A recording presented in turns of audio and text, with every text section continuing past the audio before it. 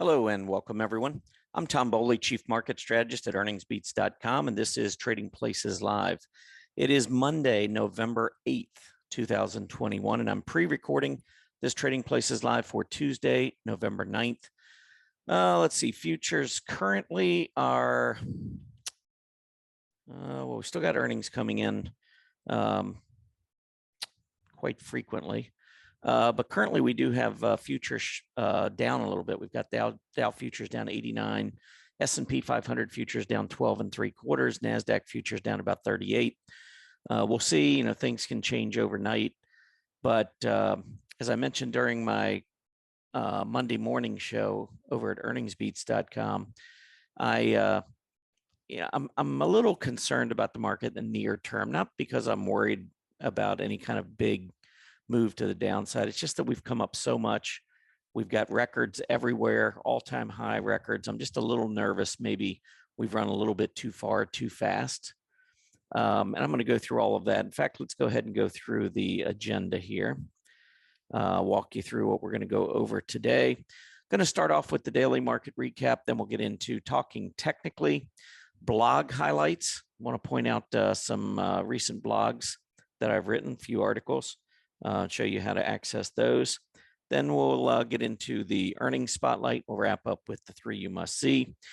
Before we get into any of that, though, let me take you over to earningsbeats.com. A couple things. Number one, we have a free newsletter. Would love to have you join. So if you haven't already, you go over to earningsbeats.com, and then scroll down. You can sign up for our Earnings Beats Digest. It's a free newsletter. Published 3 times a week, Mondays, Wednesdays, and Fridays, normally around 8:30 Eastern, so about an hour before the market opens. All you need to do is type in your name, email address, hit that subscribe button, and then you can join our community. Try to focus that newsletter on individual stocks that maybe are showing relative strength. Maybe it's an earnings report that's either coming up or maybe it's been released, and we're looking at relative strength, kind of identifying some key potential entry points or maybe exit points, things to look at for a particular trade, those types of things. So I think it's something that could enhance your trading arsenal, and we'd love to have you. So go over to earningsbeats.com, scroll down, make sure you sign up for that newsletter. Now, we do have a couple of drafts coming up, and I call them draft, quote unquote drafts. That's where we put stocks into our various portfolios. Wednesday evening, we've got our earnings reaction portfolio. It's actually taken the lead over the S&P 500. We're in our inaugural quarter right now that comes to an end on Wednesday, so just about 90 days up on Wednesday. And then we'll be removing the 10 equal weighted stocks and replacing them with 10 new equal weighted stocks. That takes place on Wednesday evening. That's a members only event. And then coming up in less than 2 weeks now, we're going to be replacing our 4 portfolios. And I tell you, the portfolios have been on fire again. Over the course of the last few years, you can see our performance since inception in each of our 4 portfolios, stock portfolios. This does not include our earnings reaction portfolio. Like I said, that's a new one.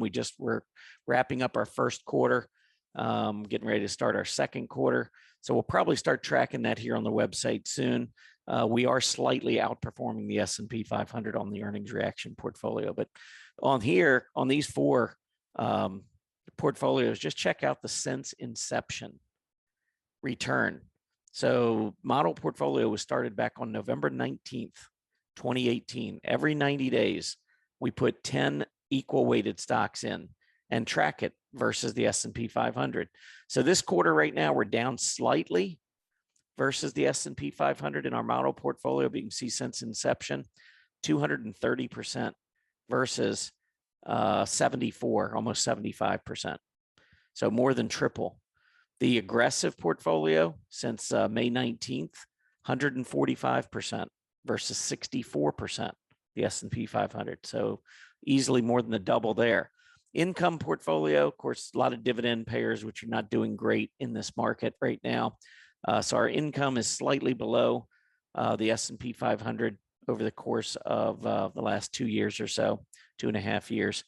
And then strong AD, strong accumulation distribution. You can see up 92% versus 61%. But a couple of these just having huge quarters relative to the S&P 500. Aggressive is up 23% since August 19th. So this quarter comes to an end. You can see down here, this is our current quarter right now, August 19th and November 19th. So on November 19th, we'll be replacing the 10 equal weighted stocks in each of these 4 portfolios. That's a huge event. It's the biggest event we have every quarter. And that's coming up on, we're actually going to do the draft on Thursday, November 18th. So it's a week from this Thursday. This is a great time to join Earnings Beats, by the way. Just give us a 30-day trial and you'll be able to come into these different events. And I think it'll be an eye-opener on how we construct our portfolios to beat the S&P 500.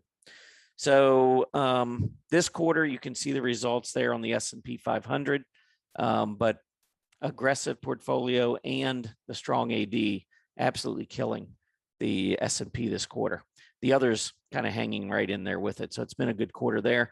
We also have an ETF portfolio. You can see this quarter on our ETF portfolio already off to a pretty good start versus the S&P 500. So anyhow, check all that out. Love to have you. All right, let's move on and see what's going on or what went on in the market on Monday. The Dow Jones Industrial Average up 104 points, the S&P up 4, NASDAQ up 10, mid caps up 2, small caps up 0.25%. Basically all 5 setting new all-time highs, which was nice. Not huge gains, but hey, up is up. As far as sectors go, materials up 1.25%, energy up 0.9%, healthcare 0.6%, utilities the worst performer down 1.5%, and discretionary been very, very hot over the past 4 or 5 weeks, taking a little bit of a break. We saw a little profit taking in the XLY that dropped, like I said, about 1.4%. Just a little bit of profit taking, nothing horrible. Watch that rising 20-day EMA if it continues to drop. All right, 10-year Treasury yield. We finally saw a little bounce. We haven't seen much bounce here over the past 2 to 3 weeks. You can see we've been in a pretty steady downtrend. On Tuesday morning, we're going to get the PPI out for the month of October. It's expected to show a rise of 0.6%. September rose 0.5%. So we're looking for the October PPI to accelerate a little bit. Core PPI, 0.4% rise is what we're looking for. September was 0.2. And then Wednesday, we're going to have the CPI out. So Tuesday is the producer price index. Wednesday is the consumer price index. These have been reports that have spooked the market. I don't know if they're going to or not, but if they come in hotter than expected, probably some of those growth names are going to pull back, get some profit taking. Wouldn't be a shocker if that were to occur, but I think it would be an opportunity if we get these stocks pulling back. All right, moving on to talking technically. So I wanted to go in and take a look at a few stocks. First, I want to start off with Tesla. Tesla, if you didn't hear over the weekend, Elon Musk had a Twitter poll, and he wanted to determine whether he should sell a 10% stake. He said he was going to leave it up to the Twitter poll.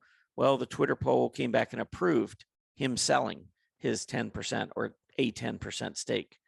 That you can see put a little bit of a damper on that big uptrend that we've seen in Tesla.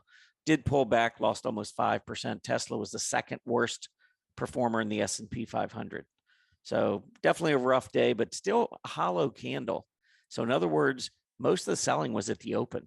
Opened at 1149, got up as high as 1197 and ended up closing at 1162. So we were off the high, but we were $13 over the open. So hard to say there's a lot of distribution going on. I would suspect in the near term, because we are so overbought, that Tesla will pull back some more.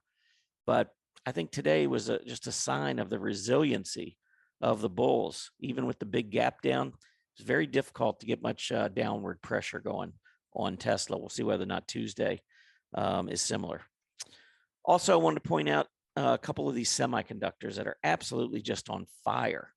We've got AMD, another huge move today, up more than 10% $14, hitting that 150 area, closing at 150.16. It has just been straight up. These semiconductors are on fire, and some of them doing better than others. AMD is one of those, doing extremely well.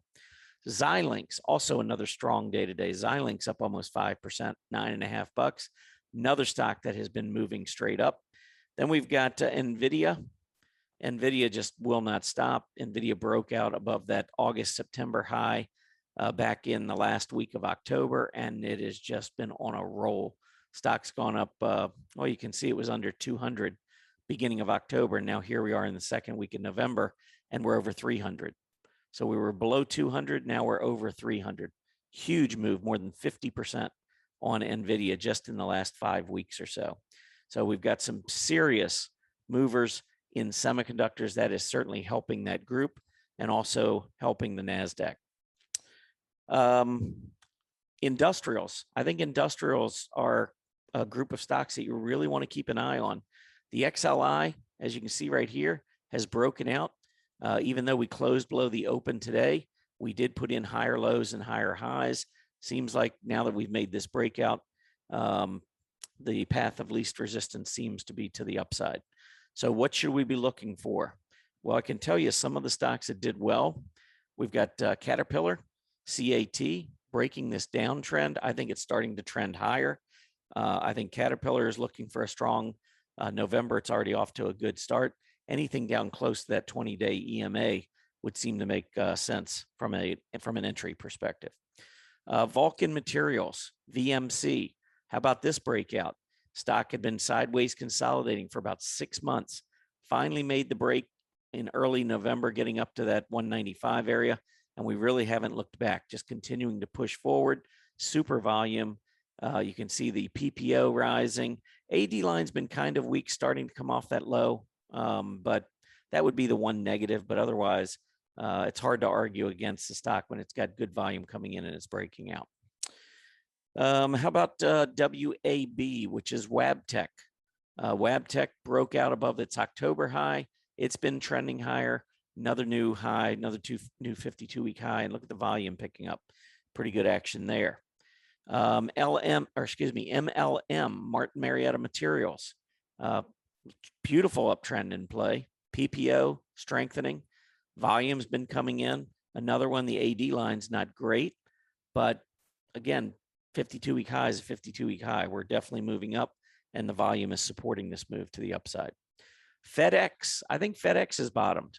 FedEx, after the big gap down, huge volume coming in, went from really the 315 level back in the beginning of June all the way down to almost 215. So close to a third of FDX being shaved off over the course of about 4 months. But we're back in a trend now to the upside. Watch gap resistance at about 252. I think we may struggle there. Maybe at that point, pull back at that 20-day, but I do think we're going to break out on FedEx.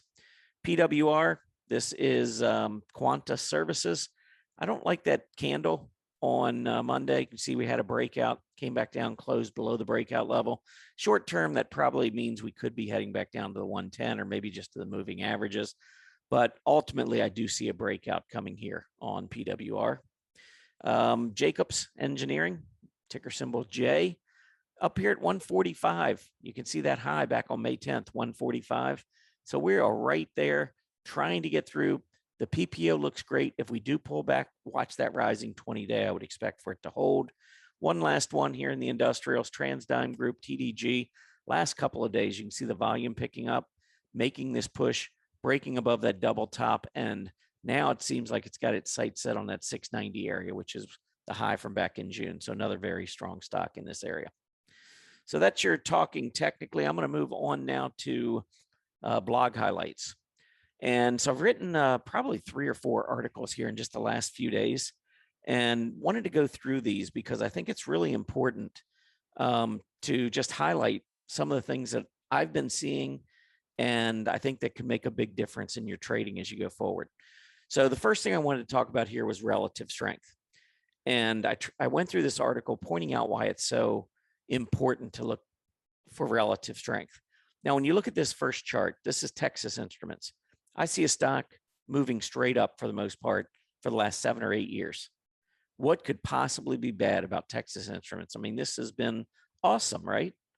I mean, you get into the stock, it's, I don't know, 30, 35 bucks. And 8 years later, it's 190. What's wrong with that? I mean, that's a great return. Well, there's nothing really wrong with it. I mean, there's the rate of change. This 416 right here represents 8 years. This is a weekly chart. So 416 weeks is the equivalent of 8 years. So it's 52 times 8. Anyway, 416 is the rate of change, 453%. But look at what Texas Instruments has been doing relative to the semiconductors. We are actually at an 8-year relative low after the last 2 years, which have just been horrific for Texas Instruments. Now, again, you're looking at the absolute price action, and it doesn't look bad. I mean, unless you're paying attention to the industry group or you're paying attention to relative strength, this doesn't look bad. And you might say, well, I'm comfortable. I like this. That's a good return. Well, I would argue that no, it's not. Semiconductors have been on fire. You don't want a stock that is underperforming the group the way Texas Instruments has been underperforming. Here's a chart of Texas Instruments relative to Nvidia for the last 8 years. It's been getting crushed by Nvidia. Put another way, look at Nvidia over the same 8 years. So you got Texas Instruments up 453%, Nvidia up 7,744%. Which one would you rather own? Let me put it a different way. Here on this little table here, here's the prices of Texas Instruments and Nvidia as of April 10th, 2013. The significance of that day, that was the day that the S&P 500 broke above its double top from 2000 and 2007. That was the day we confirmed the secular bull market was underway. That's where these two traded. So during this secular bull market, Texas Instruments has gone from 28 bucks to 191. That's nice. Nvidia has gone from $3 to almost $300. $1,000 invested in each of these companies 8.5 years ago would look at the difference in what they'd be worth right now. I mean, that would make a big difference in your financial, reaching your financial goals. You've got to pay attention to relative strength. And that's, I pointed this out to you earlier about the performance that we've had in our portfolios, but this is what our portfolios are based on: leading stocks in leading industry groups. If you wonder how we're beating the S&P 500, we don't beat the S&P every quarter. In fact, back in February to May, we had an absolutely horrific quarter because we were into growth stocks. And that's when the inflation scare came out and the growth stocks were all getting hit so hard. So this isn't a perfect,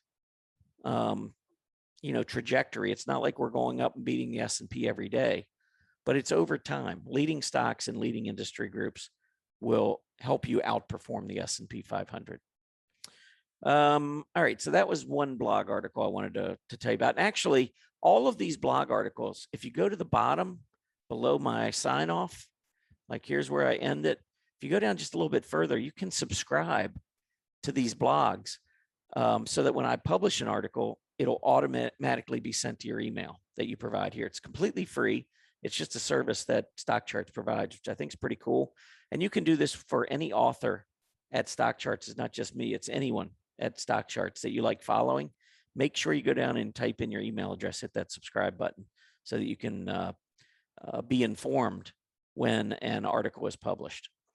All right, so that was that one. I want to continue on though. I want to talk a little bit about the small caps. So the small caps recently broke out, and here's a chart showing you the S&P 600 small cap index. This is the beginning of November. Nice breakout. It had been sideways consolidating for several months. That's important because once you start breaking out, then what I would be looking for is a trend. A trend move to the upside. Watch that rising 20-day to the downside. Look at what happened here. See how the 20-day continued to hold for months?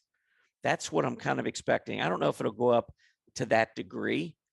Wouldn't be looking for that kind of a slope, but maybe something a little bit more subtle moving across. But I expect small caps to continue to trend higher. So what I did is I said, okay, well, if you're looking at small caps, what should you invest in? Well, IWM tracks the iShares Russell 2000. Then you've also got the SLY, which tracks, I believe that's the S&P 600 small cap index. But these two, if you look at them, they look the same. You know, sideways action, breaking out. They don't really look much different. But if you pull up the IWM relative to the SLY, you can see on a price relative basis, the IWM has been underperforming. So when this is going up, the IWM is outperforming. When it's going down, the IWM is underperforming. So you can see that this trend line has been moving lower and lower. And so far, the relative support's been holding.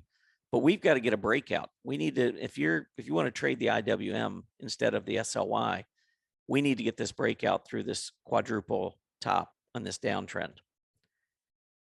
All right. Then I went on another, added one more step in here, and I used the SML, the S&P 600 small cap index, as the benchmark.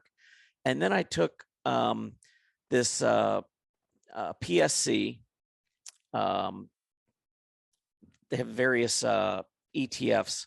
The PSC, E is energy, PSCU, utilities, T, technologies, D, discretionary, F, financials, and so forth, so on.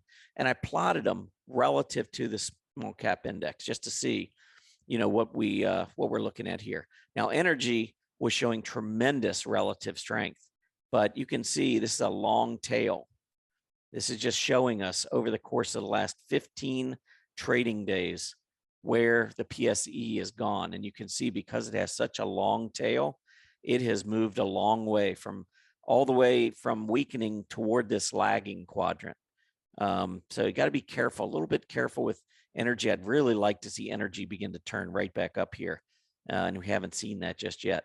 Financials also kind of doing similar. It's not quite as long a tail, but same thing, moving through the weakening and heading into this lagging.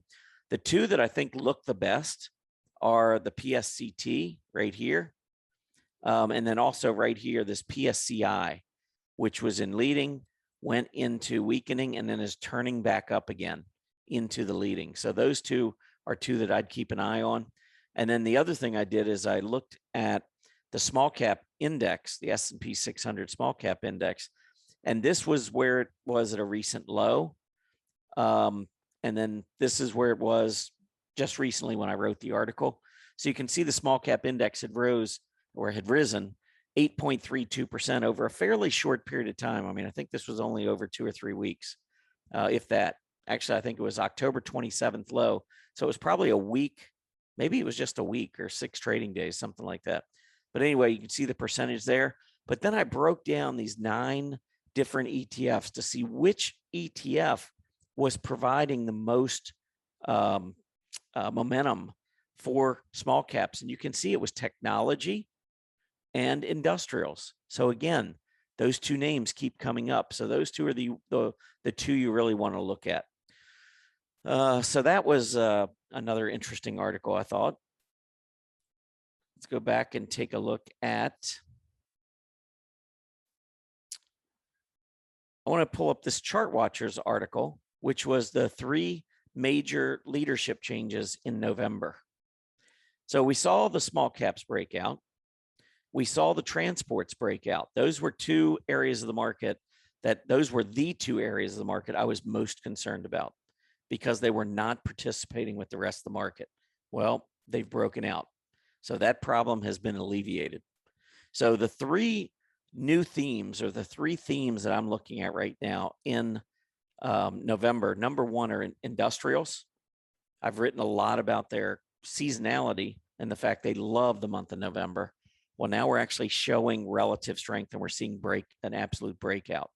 So we want to definitely focus on industrials. Now, I pointed out that consumer discretionary was by far the best performing sector over the last month, up 17%. Well, if you looked at the chart, and this was something I had pointed out, The XLY versus the S&P 500, that relative chart, the relative PPO, when it gets down to about -1, that's right at about where the relative weakness has run its course on consumer discretionary. And when we get down to that level, that's where we tend to see these big relative strength moves in consumer discretionary. I've been pointing it out for the last several weeks. Well, it's doing it again. We just broke out on a relative basis, the XLY versus the S&P 500. You can see that PPO beginning to soar again. So that is, you can see 17% in the last month. That's what's driving this PPO and the relative strength higher. Well, if you look at the XLI industrials versus the S&P 500, I see similarities. I mean, here we are at this -1 level on the PPO. Look, I mean, with the exception of the pandemic, if you look back over the last 8-9 years, this -1 level is where we turn back to the upside. The XLI just broke out into new high territory, all-time high. So I'm looking at this, but I'm expecting this to turn higher. I'm expecting to see industrials begin to lead the market here, at least during the month of November. We'll see. Here was that relative strength. Here's XLI versus the S&P 500. Look at November, the last 13 years, 92%, 12 out of 13 years, industrials have outperformed. And the average outperformance is 2% over the S&P 500. So pretty strong. Theme number 2, there's your growth stocks over value stocks. I mean, you can come in and look at this. I want to go ahead and speed through this so we can take a quick look at a couple earnings. And then finally, semiconductors. And I just pointed out how, there are a lot of folks that want to continually bet against the market because of high PEs. But I argue that those PEs are high because earnings growth is so substantial. You're not going to see these stocks trade at 10 or 15 times earnings. It's just not going to happen because semiconductors grow their earnings very rapidly. And in a historically low interest rate environment, there's no way these stocks are going to trade for a 10 or 15 PE ratio. It's just not going to happen. So anyway, go in and check these articles out, and be sure to go down the bottom of them. Make sure you're subscribed to each of these blogs. I would certainly appreciate it. I always like the support. All right, let's move on to just a couple of these earnings that came out after the bell today. I want to point out just a couple that were really big movers. First, I'll start off with PayPal, just because PayPal is such a big, big market cap company. Stock's down 5% after hours. They did beat $1.11 versus $1.07, but got some work to do to turn things around. I'm going to give you 2 stocks that did really well after hours. One, Roblox, RBLX. You can see up 28%. They were expected to lose 16 cents. They lost 13 cents, market really rewarding them. And then New Relic, another big mover. Stock was expected to lose 13 cents. It lost 10 cents. Apparently that was enough to really send the shares skyrocketing. New Relic up 23% after hours. All right, moving on to the 3 you must see. Let's wrap this thing up. I'm going to show you 3 stocks that are getting very close to breakouts, but they haven't made it yet. This is Royal Caribbean Cruises. Had a double top. Well, now we got a triple top of that 97.5 area. Need to get through. Avery Dennison, AVY. Top here at about 225, 228 here. Right about that 228 level again. Got to get through. I think these are going to go through, but we can't just assume. We've got to see it first. Finally, the last one here, ENVA. This is Enova International. You can see the top there just over 40. We get up to 40, and then we stop, roll back over again. So these are 3, I think, that are poised to break out, just haven't quite made it yet. All right, that's it. Appreciate you tuning in. Join me on Wednesday morning over at earningsbeats.com for your next Trading Places Live. Happy trading, everybody.